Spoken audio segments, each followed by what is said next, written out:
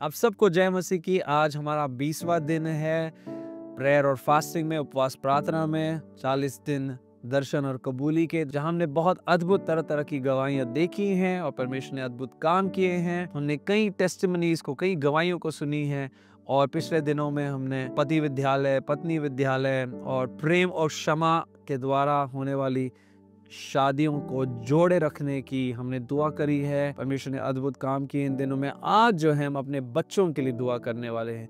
मेरे प्रियो, आपके और मेरे पास बहुत ताकत है कि हम अपने बच्चों को आगे बढ़ा पाएं।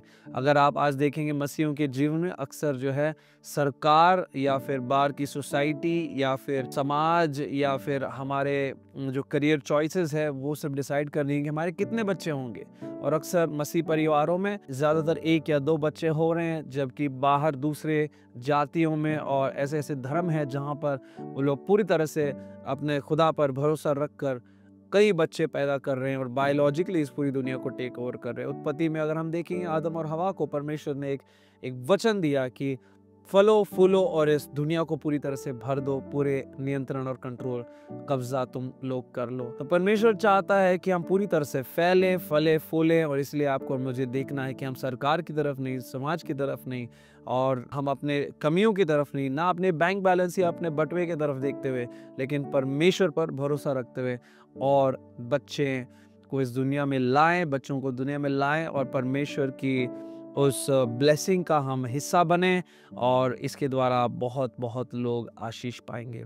हमें अपने बच्चों के लिए दुआ करनी है, क्योंकि सबसे पहली बात है इस दुनिया में इस वक्त बहुत सारे भटकाने वाली शक्तियां हैं, भटकाने वाली ताकतें हैं। सोशल मीडिया आ गया है, दोस्त हैं, मित्र हैं, स्कूल है, कॉलेज है, अनेक प्रकार की क्लासेस हैं।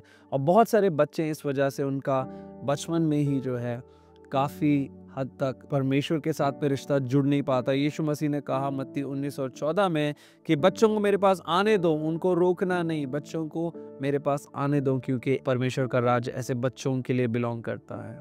आमीन। आपको और मुझे ये समझने की आवश्यकता है कि प्रभु यीशु मसीह चाहते हैं कि बचपन से ही छोटे बच्चे उनको जानने पाए। बचपन से जैसे बच्चे पैदा होते हैं उनको यीशु मसीह के बारे में हम बताएं। और चर्च में मैं धन्यवाद देता हूँ अपने परिवार का। मेरी माता और मेरे पिता मुझको बचपन से ही चर्च भेजा करते थे, जिस वजह से आज मैं उस सत्य को जान पाया हूँ। हाँ, बचपन में मुझे ये सब बातें समझ में नहीं आती थी, मैं सिर्फ खुशी के लिए जाता था वहाँ पर। लेकिन चर्च में जिन बातों को मैंने सीखा, जब मेरा उद्धार हुआ, तब ये सब बातें एक तरह से मेरे लिए प्रकाशन बन गई और मैं प्रभु के और निकट आने पाया।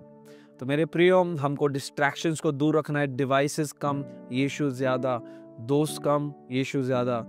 ट्यूशन और अलग अलग क्लासेस कम, यीशु ज़्यादा। हमें प्रायोरिटी देनी है और महत्व देना है ताकि बच्चे जो है यीशु मसीह को जानने पाए। समृद्धि और सफलता, हमारे बच्चों के लिए हमें दुआ करनी है कि वह समृद्ध हो और सफलता पाएं। और इसके लिए जो है सफलता और समृद्धि दुनिया के डेफिनेशन से नहीं होती है। माता पिता होने के नाते हम अपने बच्चों को क्या देते हैं?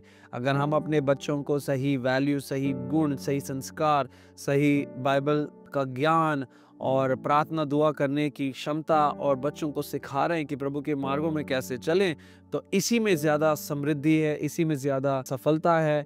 यहोशू 1:5 में ऐसा लिखा गया है कि जब तुम वचन पर दिन और रात मनन करोगे तुम खुद समृद्ध और सफल हो जाओगे। तो परमेश्वर का वचन हम बच्चों को जब दिखाते हैं कि कैसे दुआ करनी, कैसे प्रार्थना करनी है, और बच्चे खुद इसको प्रैक्टिस करना शुरू करते हैं, तब वो समृद्ध और सफल होते हैं। माता पिता की एकता और मार्गदर्शन ये कितना ज़्यादा महत्वपूर्ण है मेरे प्रियो। जब माता और पिता झगड़ रहे होते हैं तब बच्चों की ज़िंदगी बचपन से ही खराब होने लगती है। जब माता पिता एकता में आते हैं और अपने बच्चों को आगे रेस करते हैं, तब बच्चों के लिए एक बहुत अच्छा वातावरण होता है। अगर आप चाहते हैं कि कोई भी पीढ़ियों से चलती हुई श्राप आपके बच्चों पर ना आए, तो माता और पिता को एक होना बहुत ज़रूरी। बच्चे जब देखते हैं कि उनके माता पिता एक मन के हैं और एक साथ चल रहे हैं, तब बच्चे बहुत अद्भुत रीति से और बहुत आगे बढ़ोतरी की ओर बढ़ते हैं। कई बार हम देखते हैं कि पिता का एक अलग ढंग होता है बच्चे के साथ में डील करने का, और माता का एक अलग ढंग होता है बच्चे के साथ में डील करने का। पिता अलग खेलता है,